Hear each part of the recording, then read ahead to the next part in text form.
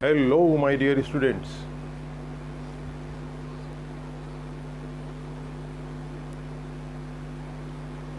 This is PKS Online Public School.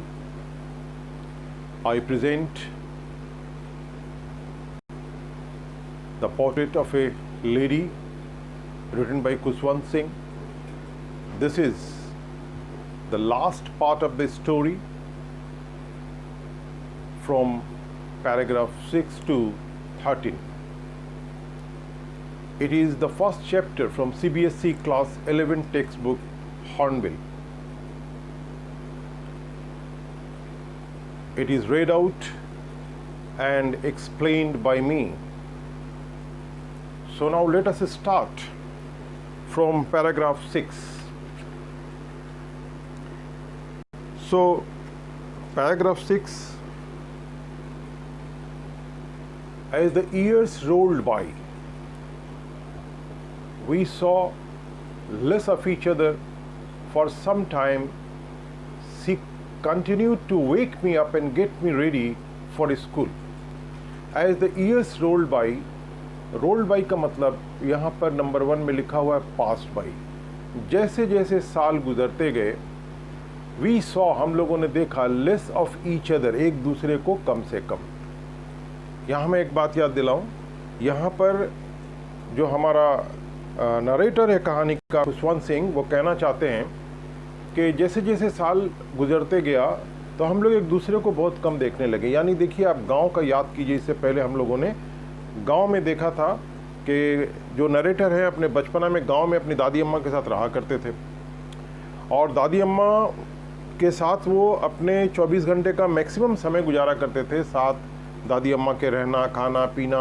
दादी अम्मा उनको लोरी गा के सुला देती थीं, सुबह उनको उठाती थीं, नहलाती थीं, नहलाने के बाद उनको स्कूल के लिए तैयार करवाती थीं, उनको बैग वगैरह तैयार करती थीं, फिर स्कूल उनको लेकर साथ जाती थीं.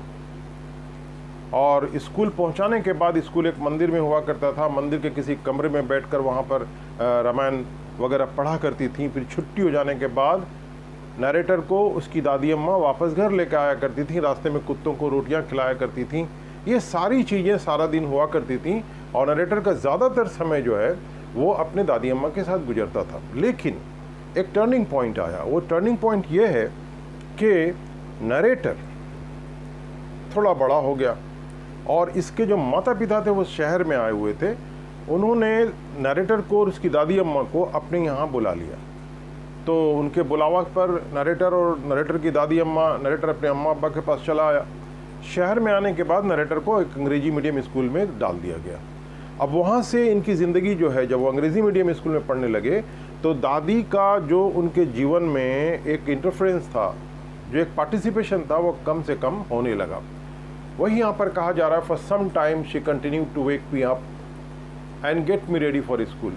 अब हमको बराबर वो नहीं उठाया करती थी. फॉर सम टाइम, कुछ दिनों के लिए वो जारी रखी मुझे जगाना, एंड गेट मी रेडी, मुझे तैयार करना स्कूल के लिए. When I came back she would ask me, जब मैं वापस आता था तो वो मुझसे पूछती थी what the teacher had taught me, कि टीचर ने मुझे क्या पढ़ाया. I would tell her English words and little things of western science and learning. मैं उनको बताता था जो हम छोटे बहुत अंग्रेजी के शब्द पढ़ के आते था, मैं अपनी दादी अम्मा को बता दिया करता था. And little things of western science, और वेस्टर्न साइंस के बारे में और वेस्टर्न सीख के बारे में जो मैं कुछ जानता था अपनी दादी अम्मा को बता दिया करता था. The law of gravity, class में जो लॉ ऑफ ग्रेविटी पढ़ाई जाती थी उसके बारे में मैंने बताता था मैं दादी को. आर्किमिडीज प्रिंसिपल्स के बारे में जो स्कूल में मैं पढ़ता था दादी अम्मा को बताया करता था. द वर्ल्ड बीइंग राउंड में दादी अम्मा को ये भी बताया करता था कि स्कूल में जो हमें पढ़ाया गया है ये कि दुनिया जो है गोल है, एट्सेट्रा इत्यादि. ये सब जो स्कूल में बातें पढ़ाई जाती थी वो मैं अपने दादी अम्मा को जाकर बता दिया करता था. This made her unhappy. ये सारी बात जो मैं दादी अम्मा को बताता था तो इससे वो नाखुश हो जाती थी, वो खुश नहीं होती थी. She could not help me with my lesson. मेरे जो अब लेसन थे अंग्रेजी मीडियम स्कूल के, उसके साथ उनका कोई सहायता नहीं कर पाती थी. She did not believe in the things they taught at the English school. English स्कूलों में जो चीज़ें मुझे पढ़ाई जाती थी उस पर उनको कोई विश्वास नहीं था.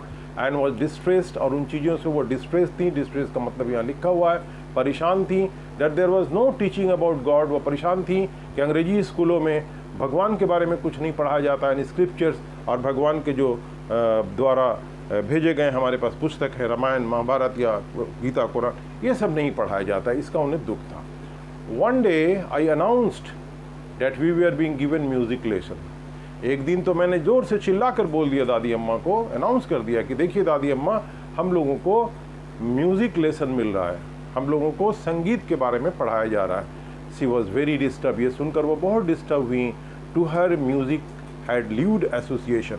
उनके लिए म्यूजिक जो था ना वो ल्यूड एसोसिएशन था। ल्यूड का मतलब हमने यहाँ पर लिख दिया है, आप देख सकते हैं 3 नंबर में यहाँ पर लिखा हुआ है। ल्यूड का मतलब अगर हम किसी चीज़ को ख़राब समझकर डिस्क्राइब करते हैं तो उसको ल्यूड कहते हैं। तो म्यूज़िक का जो संबंध है, एसोसिएशन है, वो ल्यूड चीज़ों से, मतलब ऐसी चीज़ों से जो कि असभ्य होती हैं, अच्छी नहीं होती हैं, गंदी होती हैं। It was the monopoly of harlots. दादी अम्मा के कहने के अनुसार म्यूज़िक जो है, जो संगीत जो है, वो हार्लट्स की मोनोपोली। हार्लट्स वो हैं जो उस ज़माने में जो औरतें महफिलों में आकर गज़लें वगैरह गाया करती थी, उनको हार्लट्स कहा जाता है।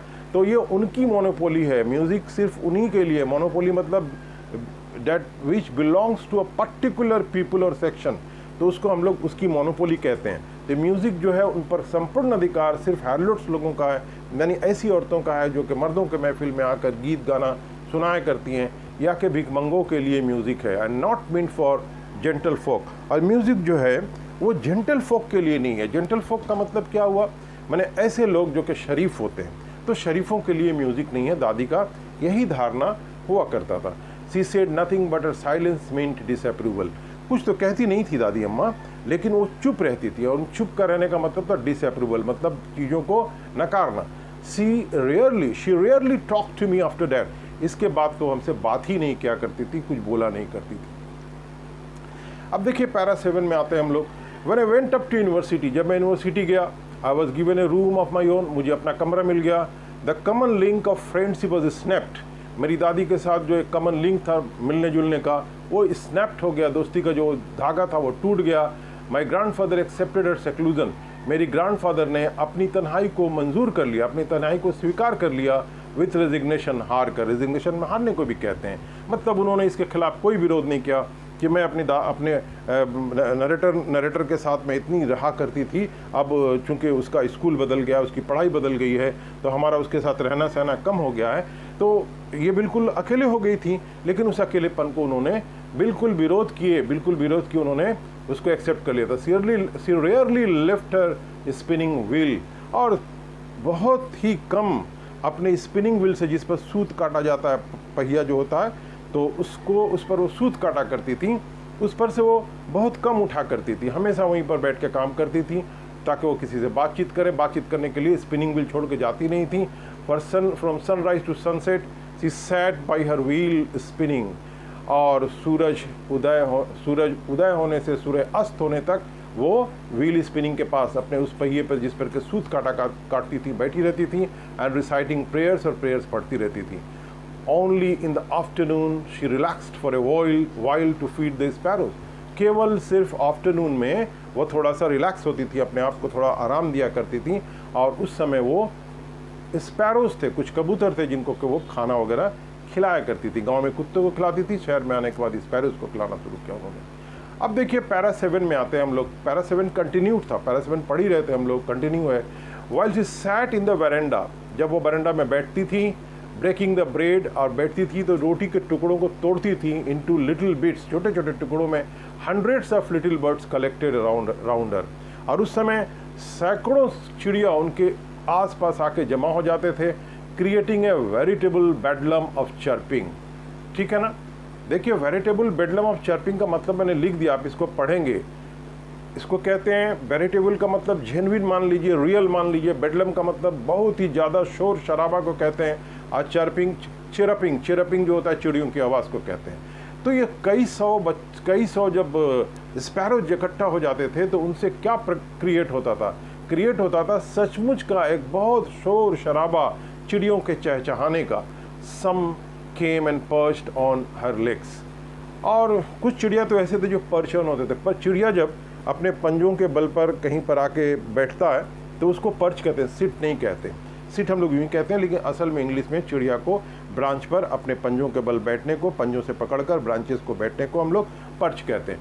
तो कुछ चिड़िया तो मेरी दादी अम्मा के जांग पर आके बैठ जाती थी, अदर्स ऑन हर शोल्डर्स, कुछ चिड़िया तो उनके कंधों पर आके बैठती थी, some even sat on her head, कुछ चिड़िया, कुछ तो स्पैरोज ऐसे थे, कुछ कबूतर ऐसे थे जो उनके सर पर आके बैठ जाते थे। She smiled but never shooed them away, वो हंसती थी लेकिन कभी उनको शू अवे नहीं करती थी, उनको हकाती नहीं थी, उनको भगाती नहीं थी। शू अवे करना माने हकाना, भगाना। It used to be happiest half hour of the day for her, और ये जो उनका सेशन था खाना खिलाने वाला चिड़ियों को, वो उनका सबसे ये हाफ आवर, आधे घंटे का, दिन में एक बार आधे घंटे का उनका सबसे हैप्पीएस्ट सेशन हुआ करता था। अब देखिए पैरा 8 और 9 एक साथ पढ़ेंगे हम लोग। When I decided to go abroad, जब मैं बाहर जाने का फैसला किया फॉर फर्दर स्टडीज़, आगे और स्टडी करने के लिए, I was sure my grand mother would be upset, मुझे यकीन था कि मेरी ग्रैंड मदर जो हैं वो बिल्कुल अपसेट हो जाएंगी। I would be away for 5 years, मैं 5 सालों तक बाहर रहूँगा। And at her age one could never tell, और भैया जो मेरी दादी अम्मा का एज थी, किसी कोई उसके बारे में कह नहीं सकता था कि 5 सालों में क्या होना है, but my grand mother could, लेकिन क्या होना है मेरी ग्रैंड मदर कह सकती थी। यानी सब लोग सोचते थे कि 5 साल हम बाहर रहेंगे तो ग्रैंड मदर जो है उनकी बहुत आयु हो गई है, वो मर जाएंगी, लेकिन ग्रैंड अम्मा को मालूम था कि उनके साथ क्या होना है। सी वॉज नॉट इवन सेंटिमेंटल, वो मेरे जाने के समय तो भावुक भी नहीं हुई थी। She came to leave me at the railway station, वो रेलवे स्टेशन मुझे छोड़ने आई, but did not talk or show any emotion, लेकिन उन्होंने मुझसे बात नहीं किया और कोई भावना को प्रकट नहीं किया। हर लिप्स मूव्ड इन प्रेयर, उनके होंठ जो थे ना प्रेयर में हिल रहे थे। Her mind was lost in prayer, और उनका जो सोच था ना वो प्रेयर में खोया हुआ था। Her fingers were busy telling the beads of a rosary, और उनके जो उंगलियां थीं वो बिल्कुल व्यस्त थीं। उनके जो रोजरी थे, जो उनका माला था, उसमें दाने थे, दाने पर वो दानों को गिन रही थी, मानो के उस पर कुछ प्रेयर वगैरह पढ़ रही हैं। साइलेंटली सी किस्ड माई फॉरहेड, चुपचाप आई और मेरे मस्तक को उन्होंने चुम्बन दिया। And when I left I cherished, जब मैं वहाँ से लेफ्ट किया, जब मैं वहाँ से गया तो आई चेरिस्ड, चेरिश करना मतलब किसी पिछली बात को याद करना। मैंने याद किया अपनी दादी अम्मा के द मॉइस्ट इम्प्रिंट, मेरी दादी अम्मा ने जो मेरे मस्तक पर चुम्बन दिया था तो उसका एक छाप, मेरे ऐसा लग रहा था कि मेरे मस्तक पर उसका एक छाप, एक निशान पड़ गया है जो कि गीला है, मॉइस्ट है, as per the last sign. और शायद यही जो चुम्बन है जो मेरे माथे पर एहसास हो रहा था, ये उनकी आखिरी जो है वो साइन है, एक चिन्ह है कि मेरी दादी ने हमको फिजिकली छुआ था, हमको फिजिकली टच किया था। चलिए पैराग्राफ 9 में आते हैं। But it was not so, लेकिन ऐसा नहीं था, मतलब ये मेरी दादी का मेरे मस्तक पर जो चुम्बन था वो आखिरी चुम्बन नहीं था, ऐसा नहीं था। After 5 years I came back home, 5 साल के बाद मैं घर वापस आया। And was met by her at the station, और मेरी दादी से मेरी मुलाकात स्टेशन पर हुई। She did not look a day older, 5 साल पहले जैसा मैंने दादी को छोड़ कर गया था उससे एक दिन भी वो बूढ़ी ज़्यादा नहीं लग रही थी, वैसी ही लग रही थी। She still had no time for words, उनके पास अभी भी बोलने के लिए शब्द कुछ नहीं थे, समय नहीं थे, नहीं बोलती थी वो। And while she clasped me in her arms, जब उन्होंने अपने बाजुओं में मुझे पकड़ा, क्लास्प किया मतलब पकड़ा मुझे, I could hear her reciting her prayers, मुझे जब पकड़ा तो मैं, जब उनके मुंह मेरे कान के पास आए तो मैंने सुना कि वो अभी भी प्रेयर को ही रिसाइट कर रही हैं। Even on the first day of my arrival, यहाँ तक कि मेरा अराइवल का पहला दिन था, her happiest moment were with the sparrows, लेकिन उनका जो हैप्पीएस्ट मोमेंट था वो स्पैरोज चिड़ियाओं के साथ था। And fed longer with frivolous rebukes, और शी फेड, और उन चिड़ियाओं के स्पैरोज को खिलाया करती थी और ज़्यादा समय लेकर। जब मैं था तो आधा घंटा, लेकिन अब उनका स्पैरोज का खिलाने का समय और ज़्यादा बढ़ गया था, लॉन्गर हो गया था।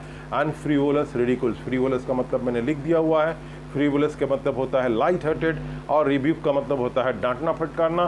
तो स्पैरोज को जब वो खिलाती थी, कोई स्पैरोज अगर कोई बदमाशी करता था तो उन चिड़ियाओं को वो थोड़ा बहुत लाइट हार्टेड होकर उन्हें डांट फटकार दिया करती थी। अब देखिए पैरा 10 और 11 में आते हैं। In the evening a change came over हर, शाम होते ही मेरे दादी के ऊपर एक परिवर्तन हुआ। शी डिड नॉट प्रे, वो उस दिन प्रेयर ही नहीं करी, उस दिन उन्होंने प्रेयर ही नहीं किया। She collected the women of the neighbourhood, वो गई और पड़ोस के औरतों को जमा करी। गॉट एन ओल्ड ड्रम, एक पुराना ड्रम भी लाई, स्टार्टेड टू सिंग, गाना शुरू करी। For several hours he thumped the sagging skin of dilapidated drum and sang of homecoming of warriors, और सेवरल आवर्स, कई घंटों उन्होंने जो ड्रम था, और ड्रम डिलापिडेट था, डिलापिडेट का मतलब भी मैंने लिख दिया हुआ है, ओल्ड इन बैड कंडीशन। वो ढोलक जो था ना वो बैड कंडीशन में था, उसके जो ऊपर स्किन होता है वो सैगिंग था, मतलब वो ढीला हो गया था, लूज हो गया था। उस पर वो घंटों क्या कर रही थी, वो उस पर पीट रही थी, ढोलक पर पीट रही थी, और पीट के क्या कर रही थी, गाना गा रही थी of home coming of warriors, जो योद्धाएं हैं जो घर वापस आते हैं तो उनके सम्मान में जो गीत गाए जाते हैं वही गीत वो गा रही थी। We had to persuade her to stop to avoid overstraining. हम लोगों को तो दादी अम्मा को परसुएट करना पड़ा, मतलब उनको समझाना पड़ा, उनको फुसलाना पड़ा। परसुएट करना मतलब किसी को समझा बुझा के कोई काम करवा लेने को कहते हैं। तो हम लोगों ने उनको समझाया कि भैया दादी रुक जाइए, और आपके ऊपर ओवर स्ट्रेनिंग हो रहा है, मैंने ज़्यादा आप थक जाएंगी, इसको अवॉइड कीजिए। That was the first time since I had known her that she did not pray. ये हमारे जीवन का पहला दिन वो था जिस दिन के मैंने देखा और जाना कि दादी ने आज प्रे नहीं किया, वरना दादी प्रेयर रोज किया करती थी। The next morning she was taken ill. दूसरे सुबह तो बीमार पड़ गई। It was a mild fever and the doctor told us that it would go. और ये हल्का फुल्का बुखार था, डॉक्टर कहा कि ये चला जाएगा। But my grand mother thought differently, लेकिन मेरी ग्रैंड मदर का सोच बिल्कुल डॉक्टर से अलग था। सी टोल्ड अस, उन्होंने मुझे हम लोगों को बताया that her and was near, कि उनका अंत बहुत निकट है। सी सेड दैट, उन्होंने कहा कि मेरी दादी माँ ने कहा कि since only a few hours before the close of the last chapter of her life she had omitted to pray. उन्होंने कहा कि उनके जीवन के आखिरी चैप्टर के ख़त्म होने के कुछ ही घंटा पहले उन्होंने क्या किया कि शी हैड omitted, उन्होंने omit किया, उन्होंने नज़रअंदाज किया प्रे करना। She was not going to waste any more, लेकिन अब वो अपने समय को ज़्यादा बर्बाद नहीं करेंगी टॉकिंग टू अस, हमारे साथ बातचीत करके। अब देखिए पैरा 12 और 13 में आते हैं। वी प्रोटेस्टेड, हम लोगों ने दादी को प्रोटेस्ट किया, हम लोगों ने दादी को विरोध किया कि नहीं मत इतना कीजिए। But she ignored our protest, हमारे प्रोटेस्ट को उन्होंने नज़रअंदाज किया। सी ले पीसफुली इन बेड, बेड पर वो बहुत ही शांत सोई रहीं, प्रेइंग करती रही, टेलिंग हर बीट्स, और अपने मालाओं को पढ़ती रहीं। तो जो उनका जो माला था उसमें जो दाने थे उसको दानों पर गिन के पढ़ती रहीं। Even before we could suspect, इससे पहले कि हमें शक होता, हर लिप्स स्टॉप्ड, उनके होंठ जो है रुक गए। Moving stopped moving and the rosary, और रोजरी पर उनकी जो उंगलियां थी वो भी हिलनी बंद हो गई। Fell from her lifeless finger, और वो रोजरी जो है उनके जो फिंगर जिनमें का अब जान नहीं था उससे फिसल के ज़मीन पर गिर गए। A peaceful pallor is spread on our face. देखिए पैलोर का मतलब उन्होंने लिख दिया है। पैलोर का मतलब जो होता है, हम लोग कहते हैं पैलोर को, हमारा पैलोर ऑफ समवन फेस और स्किन का मतलब होता है कोई स्किन अनहेल्दी लगने लगता है, पीला पीला पड़ जाता है। तो उनका चेहरा अचानक जो है ना पीला पड़ गया, उनके चेहरे पर पीलापन छा गया। And we knew that she was dead, और हमको लगा कि दादी अम्मा अब जो है वो डेड कर गई हैं, अब वो नहीं रही। ठीक है, देखिए 13 पैराग्राफ 13, वी लिफ्टेड हर, हम लोगों ने उनको उठाया ऑफ द बेड, बेड से।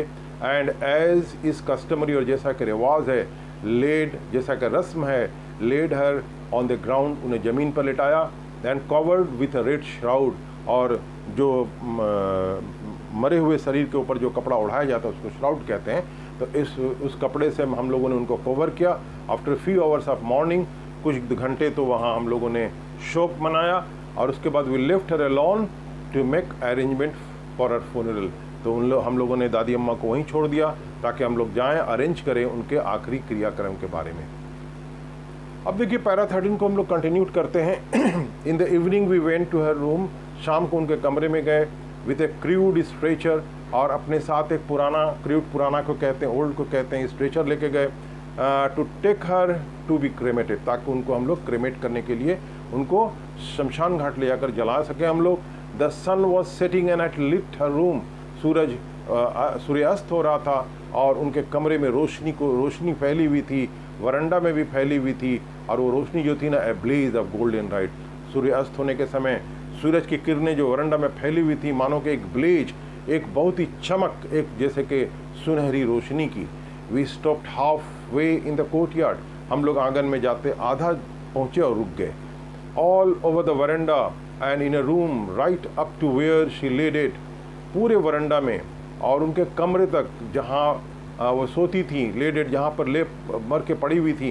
And stiff wrapped dead and stiff, एकदम बेजान और मर के पड़ी हुई थी और लपेटी गई थी एक लाल रंग के श्राउड में।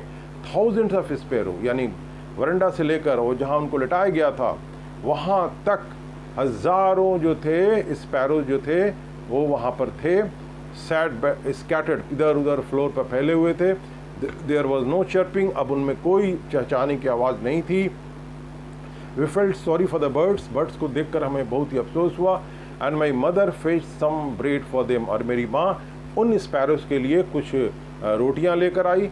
She broke it into little crumbs, crumbs का मतलब ये होता है छोटे छोटे टुकड़े को हम लोग कहते हैं। क्रम्स का मतलब यहाँ पर लिख दिया गया है। मेरी माँ आई, रोटियों को छोटा छोटा टुकड़ा करी। The way my grandfather use to, जैसा मेरी ग्रैंड मदर किया करती थी, my grandmother use to, and threw it to them, और उनको उनके सामने फेंक दिया। The sparrows took no notice of the bread, वो जो स्पैरोज जो थी, चिड़िया जो थी, उस रोटी की तरफ देखा ही नहीं। When we carried my grandmother's corpse off, जब हम लोग अपने ग्रैंड मदर के लाश को कंधे पर उठा के ले जा रहे थे, दे फ्ल्यू अवे क्वाइटली, ये सारे चिड़िया चुपचाप न जाने कहाँ उड़ के चले गए।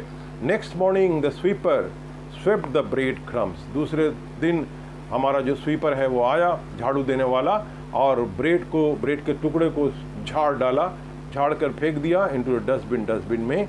यहाँ पर ये कहानी ख़त्म होती है। एंड आई से thanks for watching, and I also want to tell you that listen the story carefully and try to understand the words, and I hope in the next class I am going to start a new chapter, and meanwhile I will just provide you the question and answer of this chapter. Thank you very much.